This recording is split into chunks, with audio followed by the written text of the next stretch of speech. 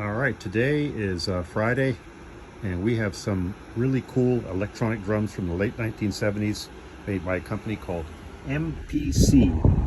And they had these weird orange tom-toms and this weird silver sparkle snare drum. And it all goes into this pile of modules. We have the master module up on top, and on the front of it, it has a diagram of settings, of like general settings for bass, snare, high tom, and low tom.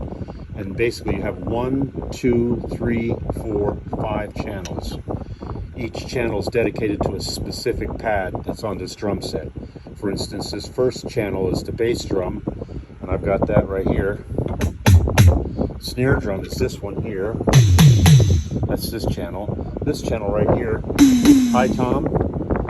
This channel is low tom, and then this channel right here is floor tom.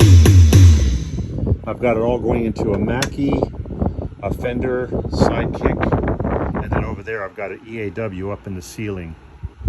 And there's no pre-programming or memory setting. These are just analog synths. There's no digital information here. There's no storage.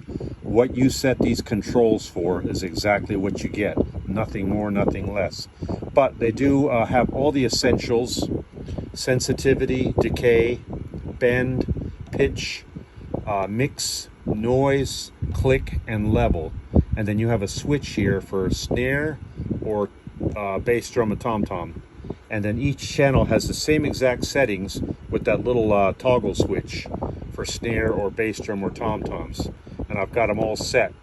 And there's a master power switch for everything. And these 2 units in the bottom are slaved into the back with like what looks like a MIDI cable in the very back. We'll take a look at that. And you can see the MIDI cables are right here. These are kind of DIN cables is what they would call them back in the 70s. And then it uses regular 1/4-inch outs and ins. And there's also trigger ins on the back as well. So if you want to use a trigger instead of a pad, you can do that as well. It's a pretty well designed unit, very simple, but they sound great. If you like that 60s or 70s, I'm sorry, analog synth sound, these got it, and it sounds great. This is the bass drum. This is the the suggested setting that the book, the front of the unit here gives you.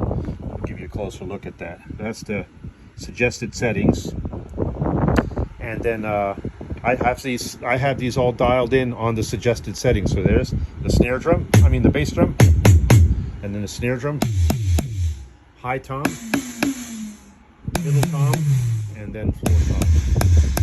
And these all the pads all use standard 9.5 millimeter Tama or Ludwig L-arm type or L-rod type mounts on them, and they're all XLR outputs and inputs, or XLR outputs on each pad. They terminate in a 1/4-inch input or output on the back of the unit. This is a standard output from the pad right here, 1/4-inch, and you just got to make sure you put it in pad input, and you're good to go. Very simple. And there's that. Thank you.